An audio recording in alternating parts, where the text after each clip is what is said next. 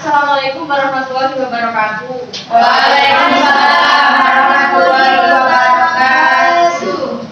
Perkenalkan, kami dari kelompok 10 akan mempresentasikan hasil kerja kelompok kami yang akan membahas materi merger dan akuisisi. Pada slide pertama, kita membahas tentang takeover, merger, dan akuisisi. Takeover ini merupakan nama lain akuisisi, di mana perusahaan mengakuisisi berinisiatif membeli perusahaan target. Dan akuisisi merupakan pengambil alihan sebagian atau seluruh kepemilikan perusahaan dengan membeli saham atau aset perusahaan tersebut. Dalam akuisisi, perusahaan yang dibeli tetap ada dan beroperasi. Akuisisi saham dilakukan dengan membeli sebagian, misalnya 51% atau keseluruhan 100% saham. Dan merger ini adalah suatu proses penggabungan dua perusahaan atau lebih menjadi satu perusahaan saja, di mana perusahaan tersebut mengambil dengan cara menyatukan saham berupa aset dengan aset perusahaan yang di-merger. Di sini ada bentuk-bentuk akuisisi. Yang pertama, merger dan akuisisi. Banyak orang yang menganggap bahwa akuisisi sama dengan merger, padahal kenyataannya keduanya berbeda, di mana akuisisi dapat terjadi di antara dua perusahaan dengan persetujuan atau tidak dengan persetujuan. Sedangkan merger dilakukan atas persetujuan dan kesepakatan dua perusahaan atau lebih untuk mencapai tujuan bersama. Akuisisi saham di sini dengan membeli sebagian atau keseluruhan saham dari perusahaan tersebut, baik membelinya secara tunai atau menggantinya dengan sekuritas lainnya seperti saham dan obligasi. Dan akuisisi aset. Akuisisi aset ini dengan cara membeli aktiva dari perusahaan tersebut. Cara tersebut akan membedakan perusahaan dari kemungkinan mempunyai pemegang saham minoritas. Dan selanjutnya, analisis keputusan merger dan akuisisi. Misalkan perusahaan X ingin membeli perusahaan Y, dari sudut pandang X, keputusan membeli Y bisa dilihat sebagai keputusan penganggaran modal biasa. Keputusan tersebut layak dilakukan jika NPV dari keputusan tersebut adalah positif.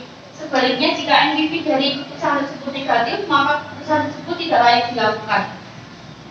NPV ini merupakan selisih antara pengeluaran dan pemasukan yang telah didiskon dengan menggunakan social opportunity cost of capital sebagai diskon faktor, atau dengan kata lain merupakan arus kas yang diperkirakan pada masa yang akan datang yang didiskonkan pada saat ini.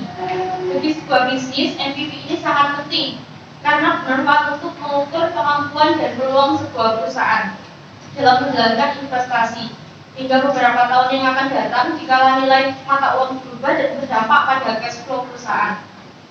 Selanjutnya, proses strategis merger dan akuisisi mempunyai karakteristik sebagai berikut. Yang pertama, melakukan analisis lingkungan. Yang ini meliputi analisis teknologi baru, industri baru, pesaing baru, dan bentuk pesaing baru. Dan yang kedua, kemampuan misi dan interaksinya dengan lingkungan. Dilihat dari sudut pandang perusahaan. Yang ketiga, tujuan perusahaan. Tujuan perusahaan, setiap perusahaan pasti memiliki tujuan sendiri, yaitu untuk mencari keuntungan dengan memperoleh laba yang maksimal agar kelangsungan hidup perusahaan dapat dipertahankan.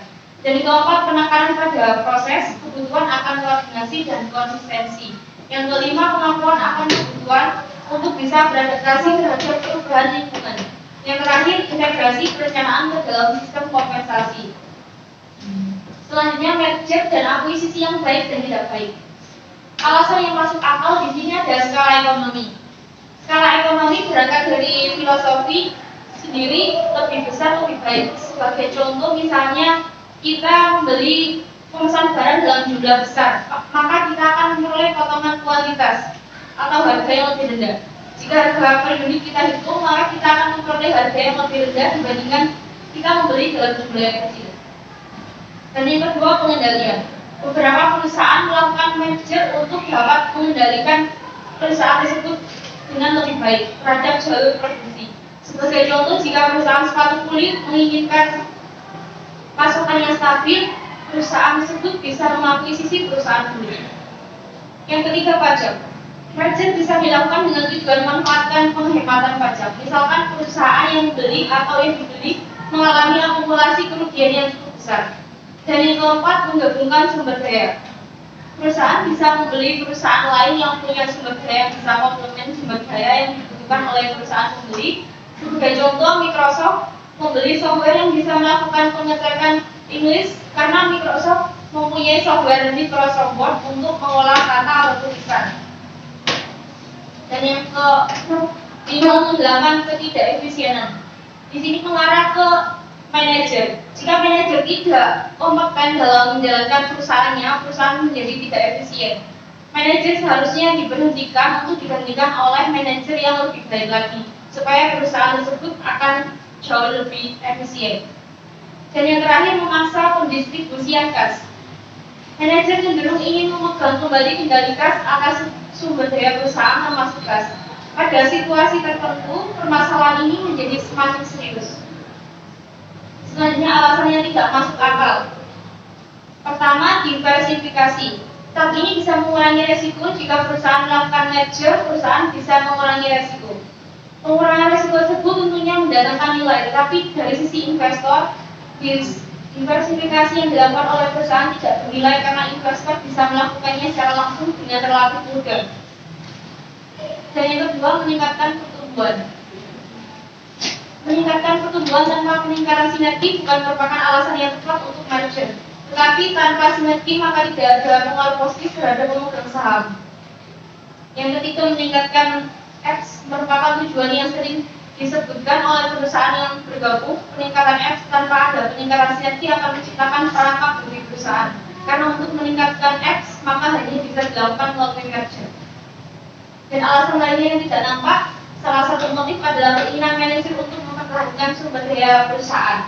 Caranya adalah dengan membeli perusahaan lain yang berarti kas tidak jatuh ke tangan pihak lain. Dengan cara semacam itu, manajer masih memegang kendali atas sumber daya perusahaan. Selanjutnya akan disampaikan oleh teman saya. Baik, selanjutnya siapa untung, siapa rugi dari merger dan akuisisi. Studi untuk melihatnya bisa menggunakan dua kerangka, yaitu kerangka ex ante masa depan dan ex post masa lalu. Studi ex ante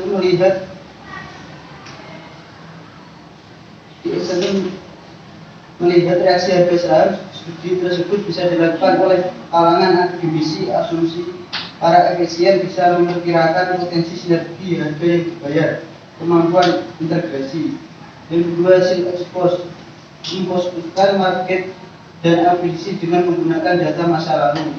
Studi oleh institusi terhadap 116 akuisisi di US dan UK, 61% gagal, 23% sukses. Untuk 97 sampel yang di Windows atau Loser, probabilitas sukses terbesar 45% adalah pengakuisisi yang membeli perusahaan yang lebih kecil dari kegiatan bisnis yang berkaitan. Selanjutnya, studi example. Di sini tabel siapa diberikan diuntukkan dalam market dan akuisisi. Kenapa personal yang diakuisisi itu lebih besar dari yang mengakuisisi? Karena mungkin pada saat pembelian itu harganya lebih dari nilai wajar perusahaannya, atau setelah dibeli ternyata performa perusahaan tersebut sangat jelek sehingga mengakuisisi mengalami kerugian, maka dalam persenannya lebih sedikit dari yang mengakuisisi. Selanjutnya berikut ini beberapa ciri transaksi market dan akuisisi yang baik. Yang pertama, penciptaan nilai yang lebih besar. Jika penciptaan nilai dalam transaksi cukup signifikan, maka probabilitas untuk transaksi yang sukses akan semakin besar. Jika transaksi cuma diperkirakan marginal atau jelek, saham jatuh 98%. Yang kedua, premium yang dibayarkan rendah. Pengakuisisi yang membayar premium rendah 10% atau tidak ada premium akan mengalami 3 kali lebih besar kemungkinan memperoleh reaksi positif dari pasar. Pengakuisisi yang memberi divisi bukan perusahaan secara keseluruhan mengalami kemungkinan yang lebih besar memperoleh respon positif. Dan terakhir, pengakuisisi yang baik.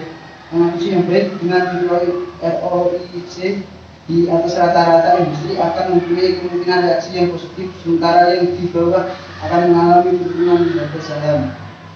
Selanjutnya, kenapa market dan akuisisi gagal? Ada paling sedikit 2 kemungkinan penyebarannya, yaitu yang pertama, membayar terlalu mahal. Membayar terlalu mahal akan meningkatkan biaya sehingga menjadi melebihi manfaat market dan akuisisi. Yang kedua, manajemen cost akuisisi yang kurang baik. Kurang baik ini menyebabkan proses peralihan menjadi tidak lancar dan meningkatkan potensi kegagalan. Selanjutnya, langkah untuk market dan akuisisi yang sukses. Pertama, langkah reakuisisi memperjelas visi bagaimana meningkatkan nilai.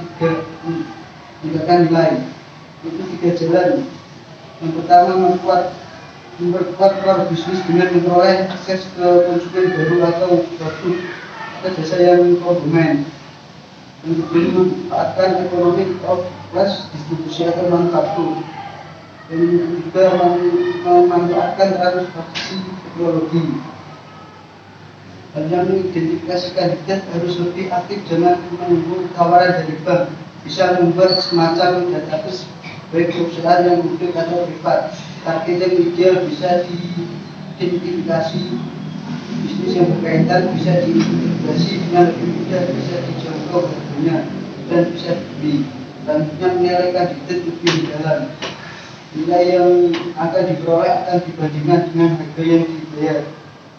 Melakukan kontak negosiasi, melakukan kontak kandidat yang utama sekaligus negosiasi dan mempelajari situasi target negosiasi lebih merupakan ini dibandingkan ilmu meskipun ada ilmunya.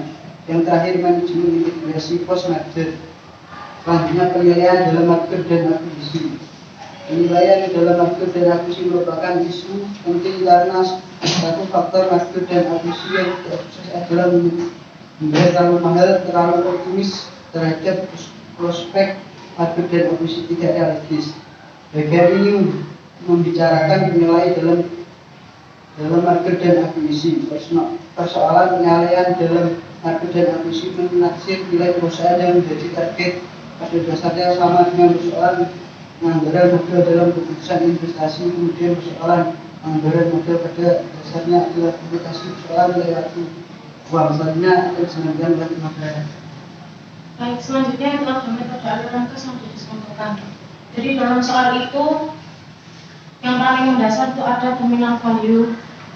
Di situ terdapat 126,3 juta.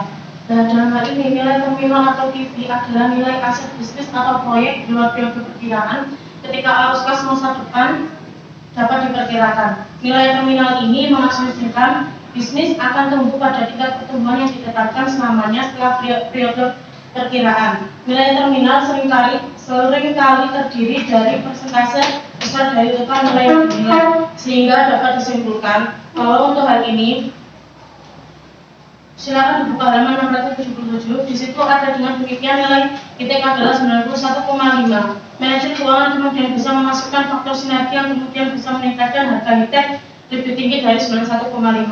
Sehingga dalam hal itu tingkat diskontonya juga harus besar karena tingkat bunga yang digunakan untuk menentukan nilai sekarang dari arus kas masa depan bernama swap atau DJP. Ini membantu menentukan apakah arus kas masa depan dari suatu proyek atau investasi akan bernilai lebih dari pengeluaran modal. Selanjutnya ada pendekatan kelipatan. Dalam hal ini pendekatan kelipatan akan membandingkan antara pendekatan kelipatan untuk menilai perusahaan, pendekatan transaksi, dan yang nantinya pada akhirnya rata-rata nilai PT VB menjadi 114, yang berarti ada sekitar 17,5% premium atas nilai pasarnya.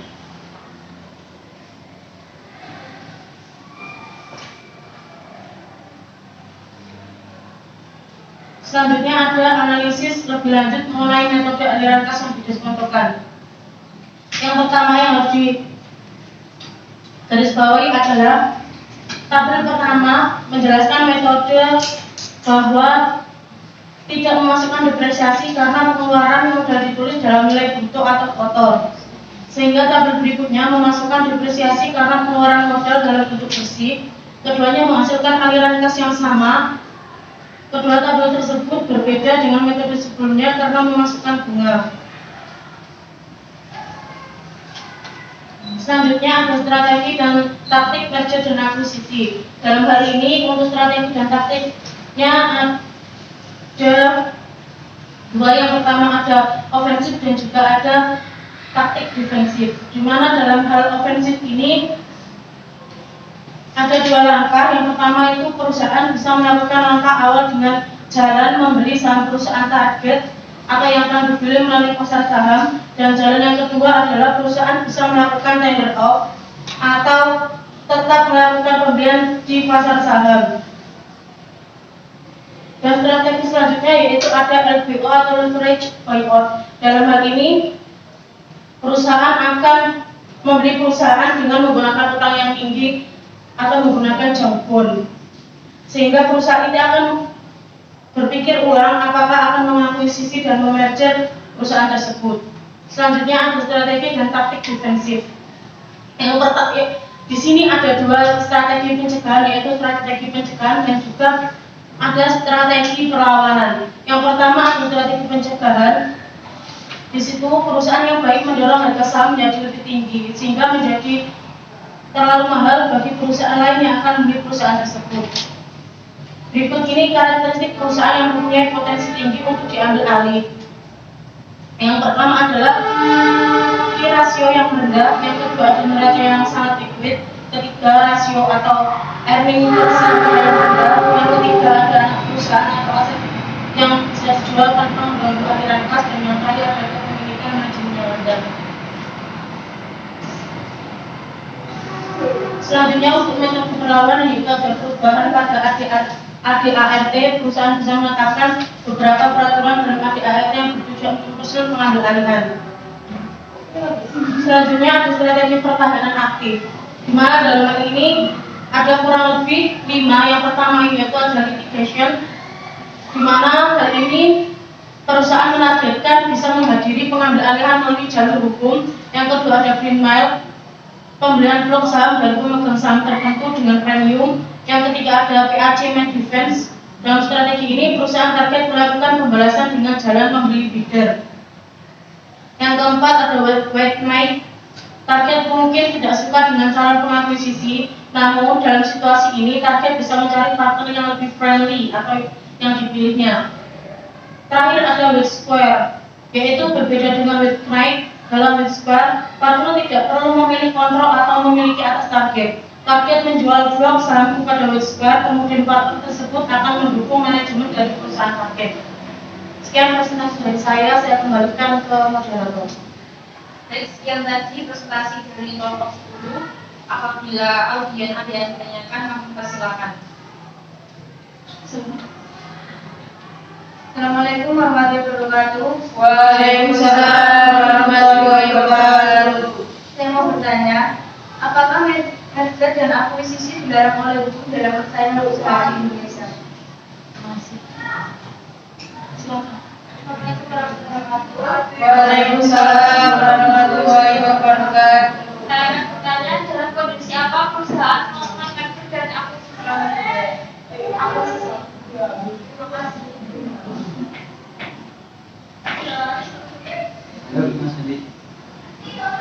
Assalamualaikum warahmatullahi wabarakatuh. Waalaikumsalam warahmatullahi wabarakatuh. Banyak apa saja yang dapat mempengaruhi sebuah perusahaan melakukan merger dan akuisisi?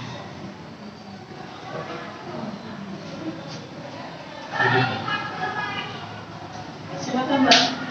Assalamualaikum warahmatullahi wabarakatuh. Waalaikumsalam warahmatullahi wabarakatuh. Saya ingin bertanya, mengapa kegiatan merger dan akuisisi dapat menimbulkan praktek monopoli dan persaingan usaha yang tidak sehat?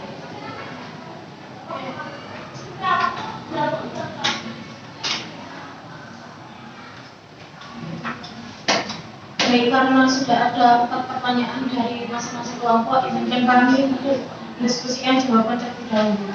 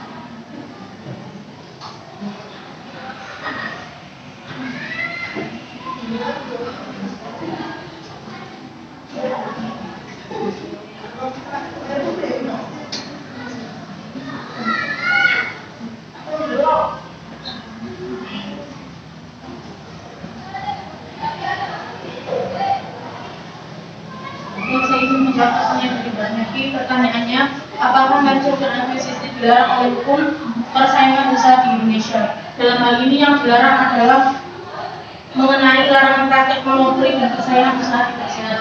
Dalam hal ini diatur oleh Undang-Undang Nomor 28 dan juga Pasal Nomor 29 Nomor 5 Tahun 1999 mengenai tentang larangan praktek monopoli dan persaingan usaha tidak sehat.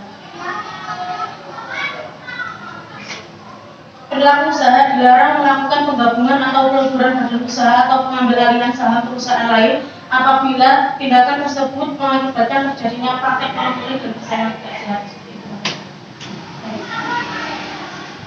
Terima kasih. Baik, saya akan menjawab pertanyaan dari Mbak Eli. Dalam kondisi apa perusahaan melakukan merger dan akuisisi? Di sini ada beberapa alasan perusahaan melakukan merger dan akuisisi, diantaranya untuk meningkatkan pangsa pasar dan meningkatkan sinergi operasional dan untuk ataupun menciptakan efisiensi yang lebih baik lagi dari perusahaan. Strategi ini nantinya dapat menjadi salah satu alternatif untuk memperluas usaha perusahaan. Apakah ada sanggahan? Lalu apakah ada kegagalan dalam melakukan merger dan akuisisi? Biasanya ini karena lemahnya komunikasi antara yaitu penyebab utama dari konflik tersebut, atau faktor leadership style juga berpengaruh besar terhadap sukses gagalnya merger dan akuisisi. Apakah ada kesalahan? Saya akan menjawab pertanyaan dari Mas Remi. Apa saja yang dapat mempengaruhi sebuah perusahaan melakukan merger dan akuisisi? Faktor yang mempengaruhi perusahaan melakukan merger dan akuisisi yang pertama pertumbuhan, yang kedua sinergi, yang ketiga meningkatkan dana, yang keempat meningkatkan keterampilan manajemen atau teknologi, yang kelima pajak, yang keenam mengurangi risiko. Mana Mas Remi?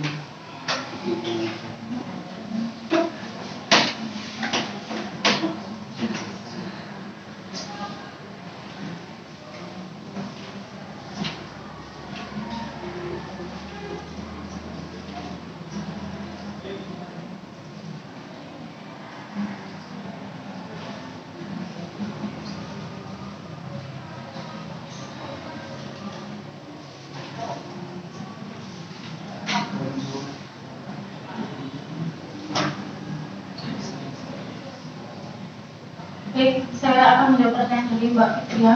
Mengapa kegiatan merger dan akuisisi dapat menimbulkan praktik monopoli dan persaingan usaha yang tidak sehat?